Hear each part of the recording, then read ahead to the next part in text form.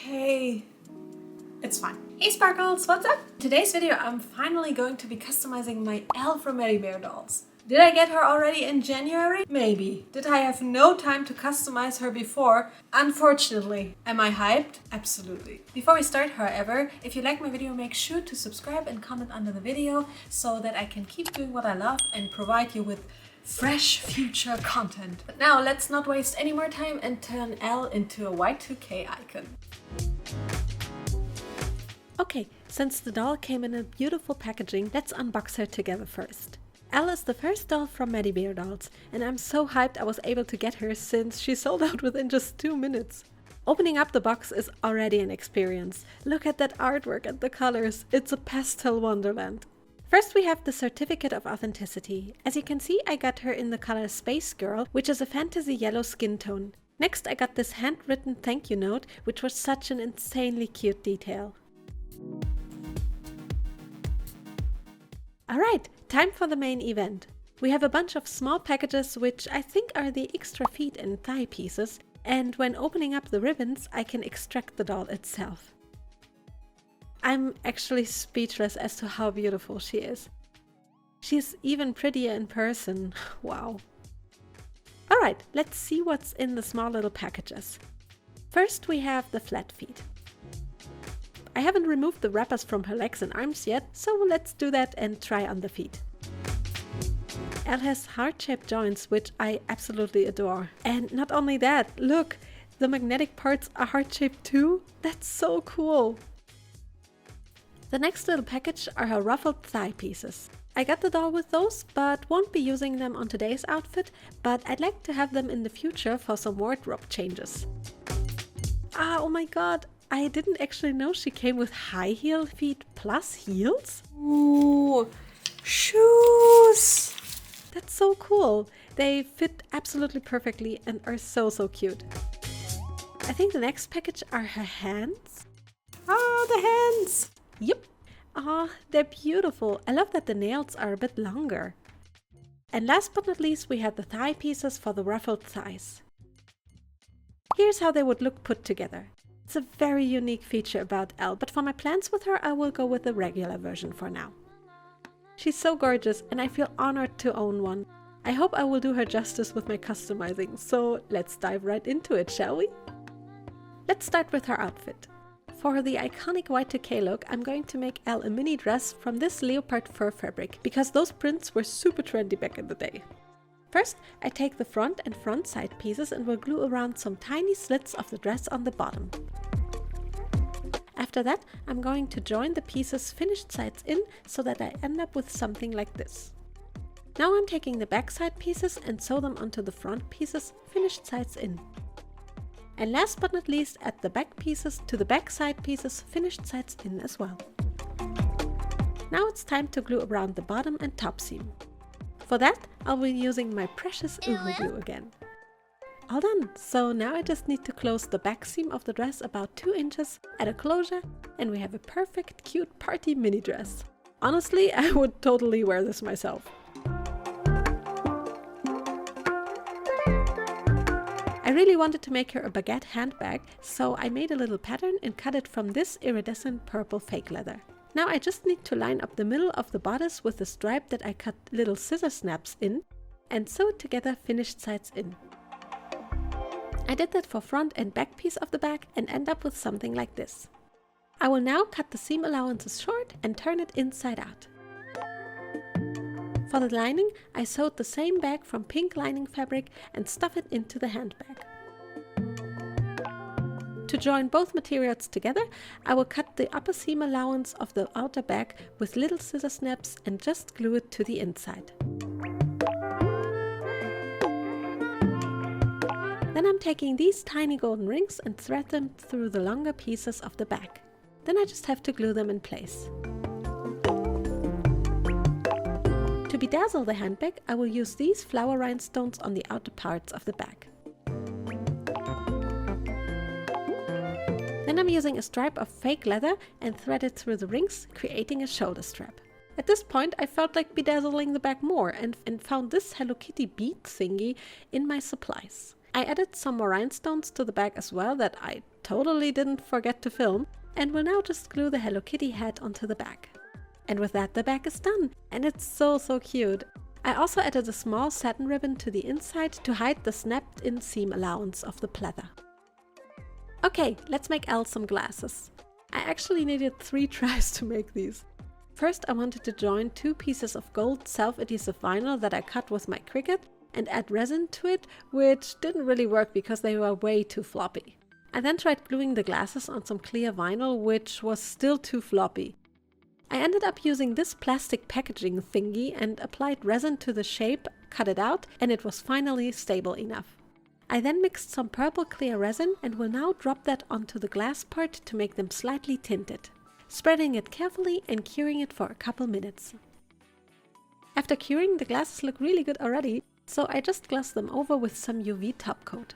Then I marked 2 dots on the back of the glasses where I will drill the holes for the wire and then just glue the wire in place with some super glue after the holes were drilled.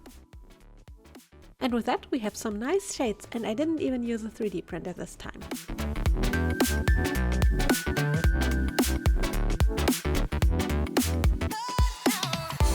For the belt I wanted to make her, I cut out 4 letters mirrored and unmirrored from gold vinyl and will join the sticky sides together. To make that easier, I used some water so they won't stick immediately. It's a bit finicky to do, but it looks like I had some metallic letter beads, which is really cool. I then just bedazzled those letters with tiny rhinestones like this, and will now attach them to a gold chain with some small golden rings. Wow, it looks better than I thought! I just add a small bead combo to the end of the chain, and with that the belt is done, and it looks so cool! It could almost be a bracelet for humans. I used the same golden chain to make her a necklace too, by just adding a closure.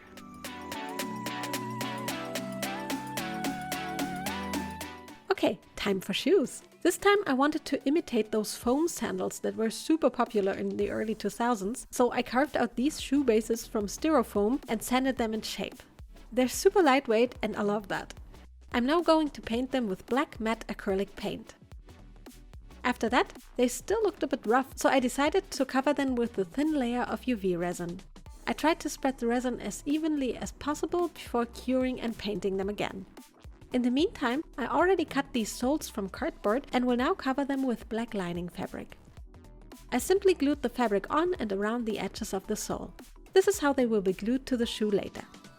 I then made this beaded butterfly thing with invisible thread and some beads from my stash and sealed the ends with a crimp bead. I also attached a satin ribbon to the heel area like this. Then I tried to put the beaded sandal part in place, which was harder than I thought. Oh god, this is harder than it looks like. This is harder to do than it looks like. Ah, it's so slippery. Oh my god. You could think I'm doing this for the first time. Oh my god. I'm professional. I'm a professional. I promise. Okay, I made it work somehow. After making that work, I just needed to attach this little elastic bead thing I made to the satin ribbon part.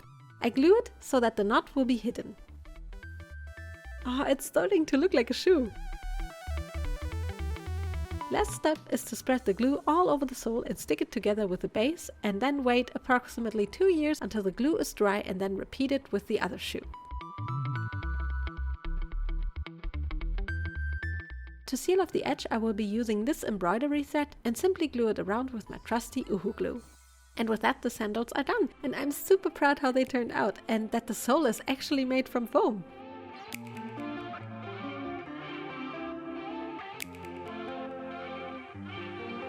I will also utilize this Barbie extra jacket for Elle's outfit because it's so gorgeous and it would look so perfect with her outfit. Okay, it's wig time! Okay, so I found this. I think this is viscose fiber. I bought this in a vintage shop years ago, never used it. And I want to try dyeing it with dark purple tie-dye paint. Let's see if that works. And we can make the braids out of this. Whee! This wig will be a challenge because I want to make her a box braid wig and I have actually no idea how I can make it work. So let's just try our best, shall we? First, I have to make the strands. After that, and realizing the purple from the fabric paint wasn't the color that I wanted, I will now try to use hair dye. I mixed a rose red with a dark amethyst purple and will now paint every single strand with the dye and try to make a nice transition from dark to light purple. I did that around 70 times, which took me about 2 hours. I then prepared Elle's wig cap in the meantime by painting a brick pattern onto it as a guide for the braids later. I left the knots in the strands for easier handling and will now fold around every single weft with a sheet of cardboard and my mini hair iron. Instead of hot glue, I will use Uhu glue this time for easier handling and then glue the wefts onto the wig like this. After the weft was dry, I can then cut off the knot and braid the weft down to the end of the strand.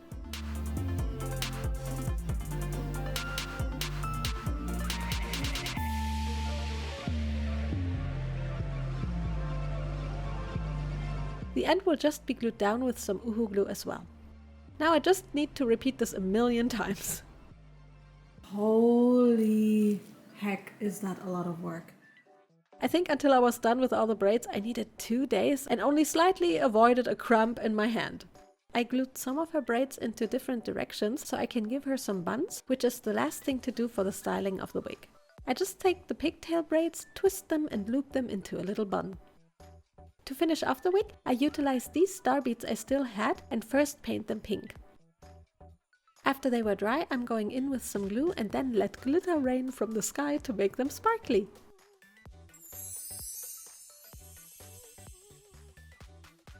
That needs to dry now for a long time. The next day they were completely dry and ready to be glued onto the wig space bin. Bins! I wrote bins! I mean buns. And with that we have a nice box braid wig and I'm so happy how it turned out.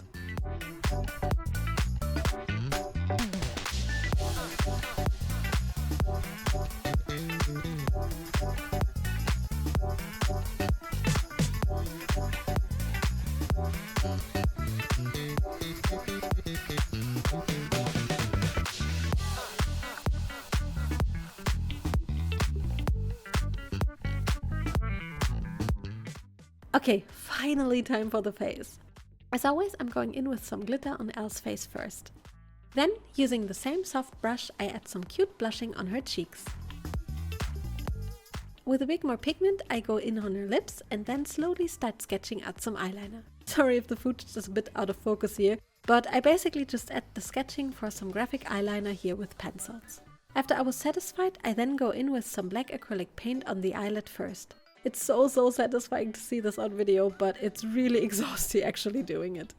After black, I take some purple acrylic paint and paint the purple liner parts. And after that, I take bright pink and paint all the pink liner parts. Somehow my camera did decide to not record the eyebrow part. I should really double check if I pressed record, and I'm sorry about that. Here I'm just adding some shimmer to the lid before it's finally time to paint those lower lashes with a tiny brush.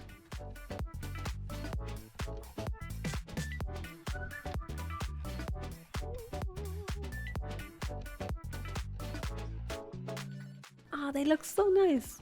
Now I just need to add some shade with dark pastel dust to make them look even better. And then it's time for pearly shimmers! After one last spray, I can finally gloss her lips and lash line with Liquitex High Gloss Varnish, and I almost forgot to add baby hairs, which I did real quick off cam with some paint and a brush. Now only the lashes are missing. The key in gluing these is to wait for the white glue to be a bit tacky, then it's a lot easier. And how about giving her a little rhinestone on the forehead and some piercings? Yes, it looks so good! Last thing to make are her eyes. To make them, I prepared some eye bases in white and painted them green already. Then I spread some micro glitter on them and add a rhinestone for the pupil with some UV resin. I let it cure and slowly, layer by layer, add more and more sparkles to the eyes. Just the final doming is missing and they're done! So now let's just insert her eyes to see how the finished face looks like. Oh my god, she's so incredibly cute! Wow!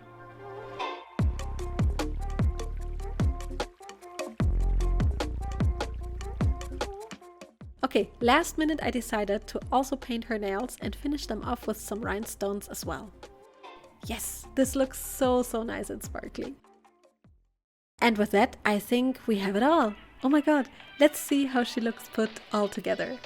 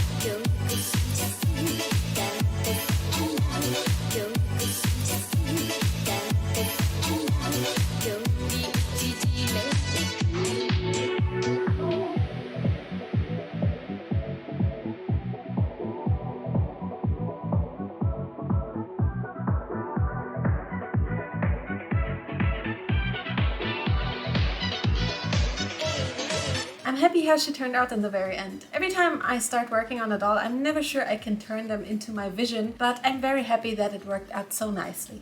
For the next video, I'm going to be continuing the Sanrio series, so you can look forward to that. Also, thank you to all my patrons and Twitch subs. I really appreciate your support so much. And yes, I do stream on Twitch from time to time, so if you have time, come and say hi. Thank you guys so much for watching. See you in the next video and have a beautiful creative day. Bye!